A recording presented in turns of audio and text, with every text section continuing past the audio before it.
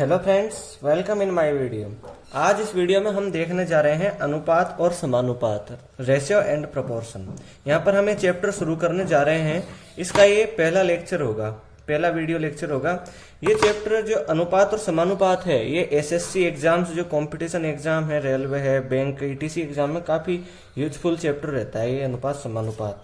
इससे related question mathematics में आते रहते हैं। तो यहाँ पर सबसे पहले हम अनुपात से शुरू करते हैं। यहाँ पर देखिए, इसको हम एग्जाम्पल से समझेंगे। यहाँ पर अनुपात, यहाँ पर हम अनुपात बिल्कुल बेसिक लेवल से देखेंगे। मैं यहाँ पर ये समझ के पढ़ाऊंगा कि आपसे अनुपात के बारे में कुछ भी नहीं आता, तो यहाँ से मैं अनुपात के बारे में समझाना शुरू करूंगा। इसके लिए देखिए, हम एग्जाम्पल से शुरू करते हैं। एग्जाम्पल से काफी अच्छा समझ में आता है। जैसे यहाँ पर आप मान के चलिए, पिता है और पिता में वजन है। एक पिता है और एक उसकी बेटी है, ठीक है। और पिता में जो वजन है, वेट है, वो यहाँ पर हमारे पास 75 किलोग्राम है। ये हम एक एग्जाम्पल यहाँ पर मान के चल रहे हैं। ठीक इसी तरह बेटी में जो वजन है यहाँ पर, वो 25 किलोग्राम है। क्लियर है। अब देखिए, हम पिता में जो वजन है उसमें बेटी में वजन का भाग देते हैं। जैसे हम इसको कैसे लिखते हैं, और आपको पता होगा, काफी बेसिक पॉइंट है। पिता में वजन बाई पिता में वजन बट्टे बेटी में वजन। क्लियर है। हम इसको ऐसे लिख देते हैं। अब पिता में वजन, इसको हम लिखते हैं यहाँ पर 75, बेटी में वजन है 25।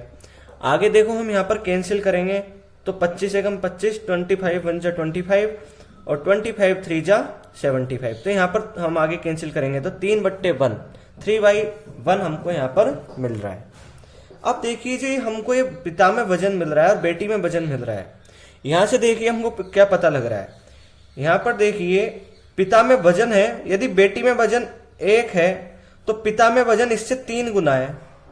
यानी यहां पर हम क्या करते हैं कि जो अनुपात होता है उसमें हम कितने गुना के रूप में तुलना करते हैं। जैसे बेटी में वजन है तो पिता में जो वजन है वो बेटी में वजन का 3 गुना है। इसको यदि इधर भेज दें 1 को, तो यहाँ पिता में वजन मिल जाएगा। जैसे पिता में वजन, बेटी में वजन है, इसको हम इधर भेज दें तो 3 गुना बेटी में वजन। तो यहां पर आप देख सकते हैं, पिता में वजन है, बेटी में वजन का 3 गुना।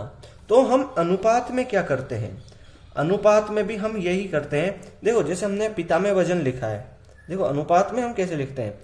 पिता में वजन लिखा है, जैसे पिता में वजन लिखा है, यहाँ तो हमने बट्टे में लिख दिया। अब यहाँ हम अनुपात में क्या करते हैं, पिता में वजन और बीच में एक साइन लगाते हैं, चिन्ह लगाते हैं, जिसको हम बोलते हैं अनुपात का चिन्ह। पिता में वजन अनुपात बेटी में वजन।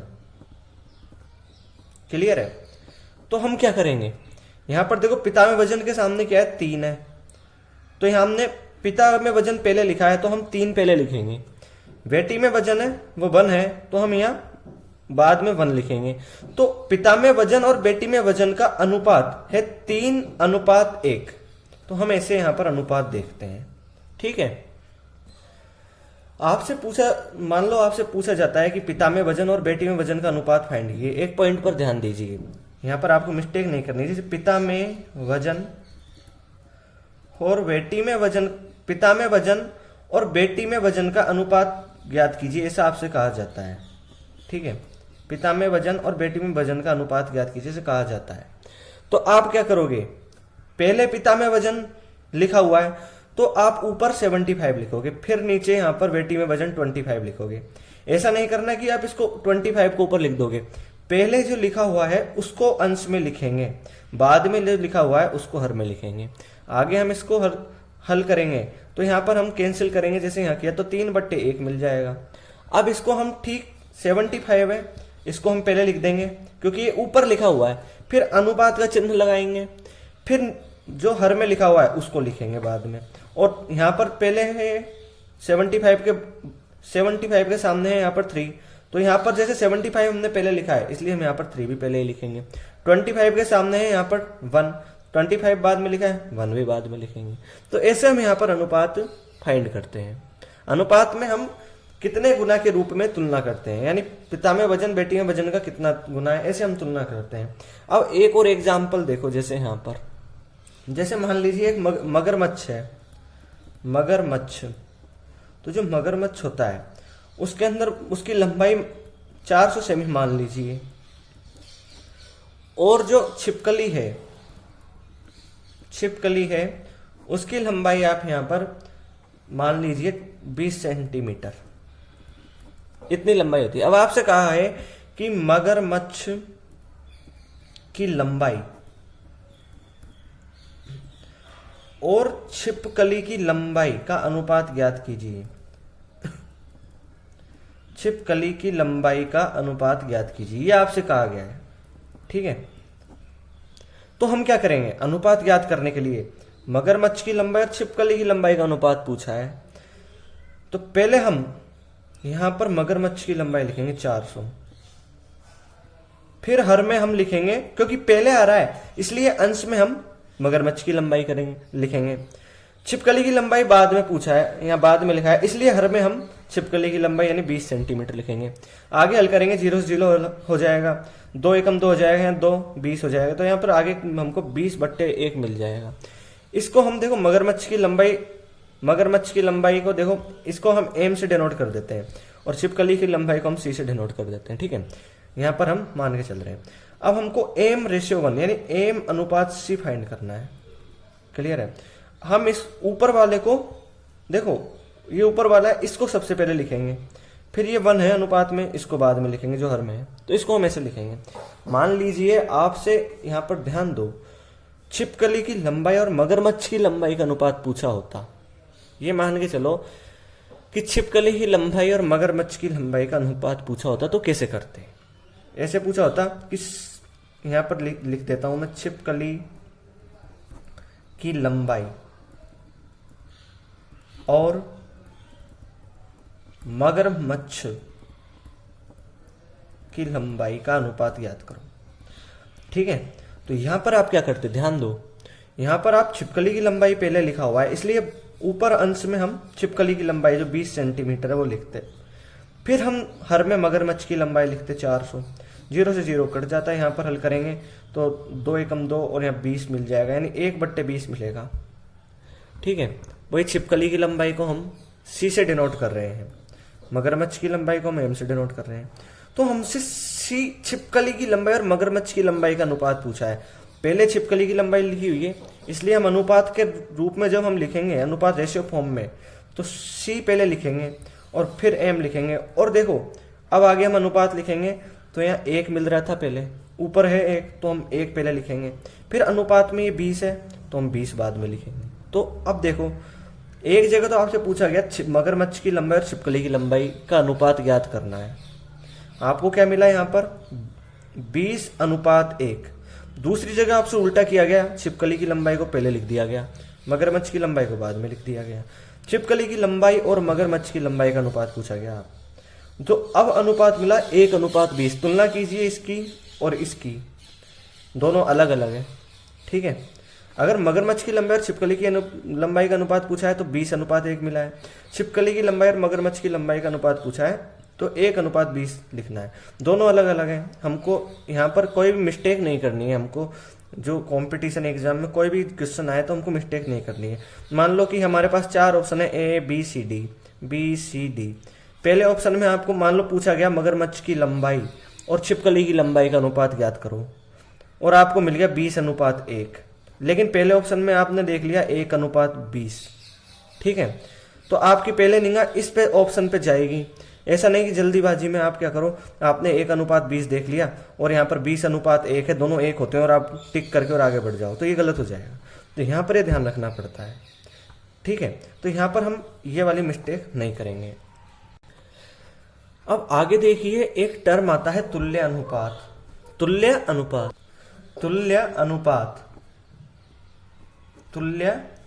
एक टर्म आती है तुल्य अनुपात। तो तुल्य अनुपात का मतलब है 2 अनुपात जो बराबर हों। तो देखो बराबर अनुपात कैसे होंगे वो समझो। एक आपको अनुपात दिया हुआ है 6:4, एक आपको अनुपात दिया हुआ है 18:12, ये दिया हुआ है। देखो 6:4 है तो आप इसको ऐसे लिख सकते हो 6/4। ध्यान दो, पहले 6 था इसलिए अंश में 6 लिखा गया, बाद में 4 था इसलिए हर में 4, नीचे 4 लिखा गया। आगे इसको हल करोगे तो आपको क्या मिलेगा, आगे हल करोगे कैंसिल करोगे तो 2 से कट जाएगा 3 बार, 2 से यहाँ 2, आगे नहीं कटेगा 3/2 मिल जाएगा। यानी बराबर में हम इसको ऐसे लिख सकते हैं, ऊपर 3 है इसलिए हम पहले 3 लिख देंगे, अनुपात कर देंगे, नीचे 2 है इसलिए हम बाद में 2 लिख देंगे। ठीक है, यहाँ आपको आगे हल करोगे तो 3:2 मिल जाएगा, 6:4 है वो 3:2 के बराबर मिल जाएगा। इसी तरह यहाँ हल करके देखोगे। ठीक है, यहाँ हल करोगे तो 18:12 है, इसको आप ऐसे लिख सकते हो 18/12। पहले 18 है इसलिए ऊपर 18 लिखा, बाद में 12 है इसलिए नीचे 12 लिखा। हल करोगे इसको तो 6 से कट जाएगा, 6 × 3 = 18, 6 × 2 = 12।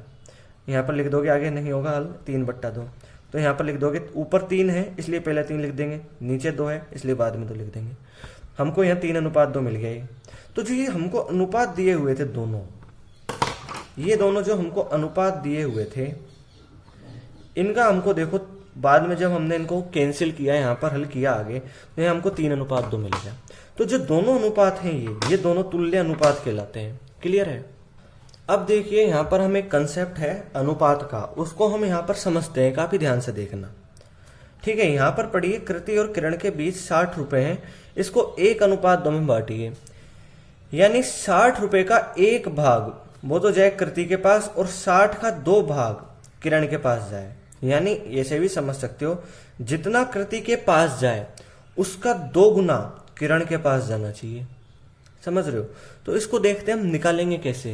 यहाँ पर समझो आप, देखिए यहाँ पर 1:2 दिया हुआ है, इसके जो नंबर है ये 1 और 2, इनको हम ऐड कर देते हैं तो हमको क्या मिल जाता है, 3 मिल जाता है। क्लियर है? अब हमको क्या करना है, कृति और किरण के बीच 60 रुपए को 1:2 में बांटना है। तो यहां पर हम क्या करेंगे, देखो कृति पहले आ रहा है, यहां 1 पहले आ रहा है, तो कृति के लिए हम 1 का ध्यान रखेंगे, कृति के लिए 1 भाग जाएगा। किरण बाद में आ रहा है इसलिए, और यहाँ 2 बाद में आ रहा है इसलिए किरण के लिए ध्यान रखेंगे कि 2 भाग बाद में जाएंगे, 2 भाग किरण के पास जाएंगे। तो समझिए कृति के पास कितने पैसे जाएंगे, यहाँ पर मैं कृति के पास यहाँ लिख देता हूँ पैसे। इसको देखो हम कैसे करेंगे, सबसे पहले ये 60 रुपए हैं, देखो टोटल कितने भाग होंगे, 3 भाग होंगे, आप समझो 3 भाग होंगे। ठीक है, इसमें से 1 भाग कृति के पास जाएगा इस 3 भाग में से, क्योंकि यहाँ 1:2 है, दोनों को जोड़ लिया, हमको पता लग गया 3 भाग होंगे। इस 3 भाग का 1 भाग कृति के पास जाएगा, इस 3 भाग का 2 भाग किरण के पास जाएगा। क्लियर है? तो यहां पर देखिए अब आप, तो यानी इस 60 के हमको सबसे पहले 3 भाग करने हैं। इस 60 के 3 भाग करने हैं, मतलब पता करना है कि इसका 1 भाग, इस 60 के हमको 3 बराबर भाग करने हैं और ये पता करना है कि इसका 1 भाग कितने रुपए के बराबर है। तो 3 भाग करने के लिए हम इस 60 में 3 का भाग दे देंगे, तो हमको क्या मिल जाएगा, आगे हल करेंगे तो 20 मिल जाएगा। ठीक है, यानी 1 भाग 20 के बराबर है, ऐसे 3 भाग होंगे। ठीक है, तो इसको हम यहां पर देखें कैसे फाइंड करेंगे। 1 भाग हो गया 20 के बराबर, तो इस भाग को यहां पर इसका 1 भाग कृति के पास जाएगा, इसलिए 1 से गुणा कर देंगे, हमको क्या मिल जाएगा, 20 मिल जाएगा। अब किरण को देखो, किरण के पास 2 भाग जाएंगे, तो 20 को 2 से गुणा कर दो तो हमको 40 मिल जाएगा। तो कृति के पास तो चल जाएंगे 20 रुपए और किरण के पास चल जाएंगे 40 रुपए। चेक भी कर सकते हो, कृति के पास कितने रुपए गए, 20, किरण के पास कितने गए, 40। यहाँ पर आप भाग देके देख लोगे, 0 से 0 कट जाएगा और यहाँ पर 1/2 मिल जाएगा। क्लियर है? तो यहाँ पर 1/2 मिल गया आपको। इसको ऐसे भी लिख सकते हो अनुपात के रूप में, 1:2। 1 ऊपर था, 1 पहले आ गया, इसलिए 2 नीचे था, 2 नीचे बाद में आ गया, तो 1:2 मिल रहा है। यहाँ पर 1:2 ही तो 2 में ही तो हमको बांटना था। तो इस कंसेप्ट को आपको ध्यान में रखना है। अब हम इसको एक और एग्जाम्पल से समझते हैं। यहाँ पर देखिए क्या कहा गया है, राम और श्याम के बीच 100 रुपए को 3:2 में बांटना है।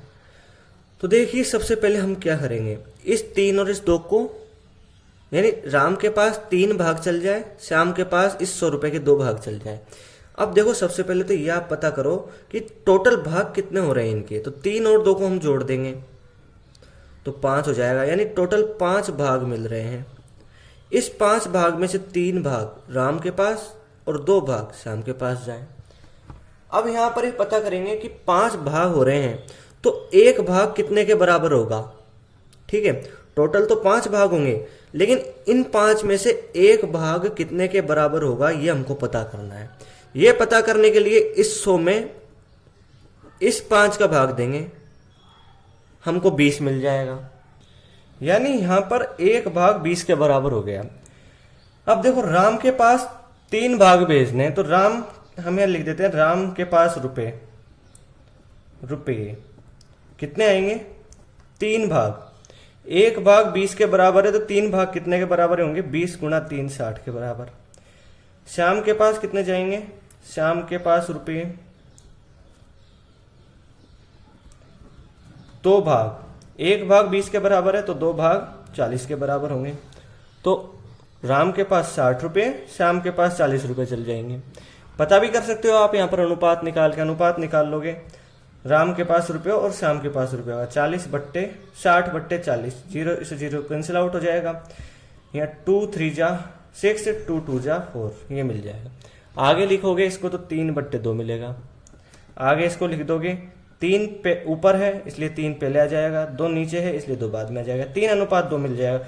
यही तो यहाँ पर दिया हुआ था 3:2, तो यहाँ पर हमने चेक भी कर लिया, सही है। तो इस तरह हम यहाँ पर फाइंड कर सकते हैं। तो यहाँ पर हमने अनुपात का बेसिक हमने यहाँ पर बेसिक कंसेप्ट यहाँ पर अनुपात का हमने